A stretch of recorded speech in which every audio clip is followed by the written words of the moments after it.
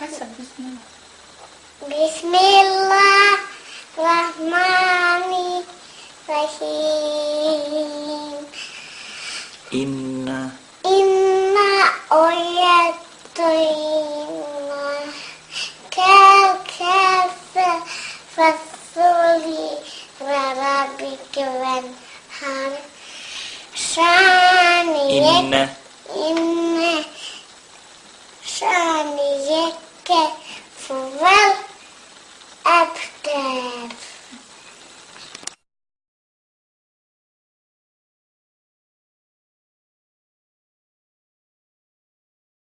The wearing of the headscarf for the women. This seems to have become so major, a major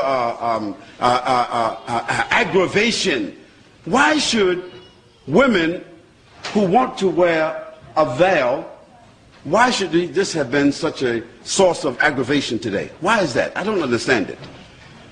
I mean, if a naked woman walked in this room here, meaning wearing a bikini or a G-string, she would have the right to just walk just like anybody else. If a woman came down here and she was wearing a G-string and walked right across here and went back upstairs and came down, matter of fact, there was 2 or 3 of them, we would be like, whoa. What's going on here? But we couldn't say anything because it is accepted in the society for a woman to wear this in public. And there are some beaches in this country and some places in this country where you got some people call themselves naturalists. And you know what they are. I don't have to tell you. That is, they believe that they should just walk around all the time naked. Now that we can't make a judgment call because according to legislation, the naturalists have a right. There's a man that was running across the whole UK for 3 months. Can you imagine that? 3 months. With nothing but a hat and a pair of boots on. I mean, he's running, can you imagine a man running through a village? Nothing but a hat and a pair of boots on. Because he's a naturalist and these are his constitutional rights. And for 3 months, nobody could say anything about it.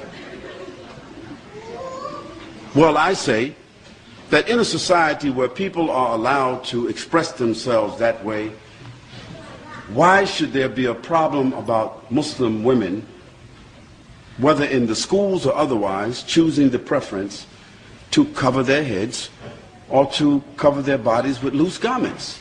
Why should there be such an uproar? Why is there the need for the media to assault and say Muslims want to take over our society and Muslims want to impose their values upon us and so forth? But I want to remind them that until 15 or 20 years ago, the nuns in the church, in the Catholic Church, they had to wear it. Is it right or wrong? And just recently, the Catholic Church has relaxed the uniform codes of the nuns where they can show a little cleavage. They can now wear a little bit, you know, put the cross right there in the middle.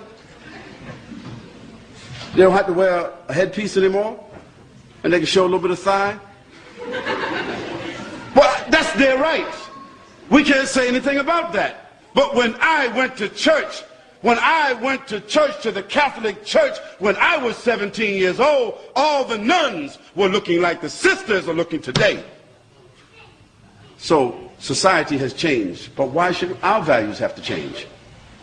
Those Muslim ladies who want to wear the full scarf and want to wear loose clothing, they're doing so because God said so, not because their husband said so, not because they're Arabs or Indonesians or Malaysians or Africans. No, they're doing it because God says so. So if our religion, which is the same religion of Moses and Abraham and David and Solomon and Jesus and John the Baptist, if we have the same religion as all those prophets, and we are all monotheistic people basically, Christians and Jews and Muslims, taking our sources from the same, taking our scripture from the same sources, and we can see in the history of our religions that women dress this way consistently, then why is it an aberration because our women want to wear that today?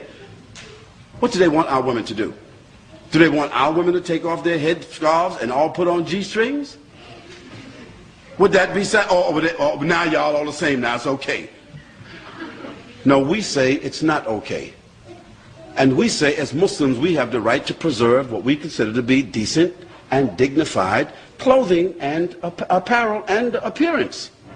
And we think that we are fortifying. We think that we are making a good moral contribution. We think that we are doing something that will support the morals, the principles and the status of women in this society. We say that's what we think we're doing. And do we have the constitutional right to make what we consider to be a moral contribution to the fiber of this society based upon our religion? Of course we do. And we don't have to apologize. And if somebody wants to know, if we are unable to explain, we do not have to explain. But what we should do is, the people of the media, or the people of government who feel that they don't understand what's going on, we should send them to people who are qualified to expound upon this issue in a dignified, educated way, so that people would not think somehow or another that all these women who are wearing these scarves got an AK-47 underneath their scarves, or they got a bomb, they coming inside somewhere with a bomb. You know, stereotypes. But the issue is, we Muslims, the Muslim ladies in particular, you do not have to explain to anybody why you are dressed the way you are dressing. Just like others who are undressed do not have to explain to anybody why they are undressed.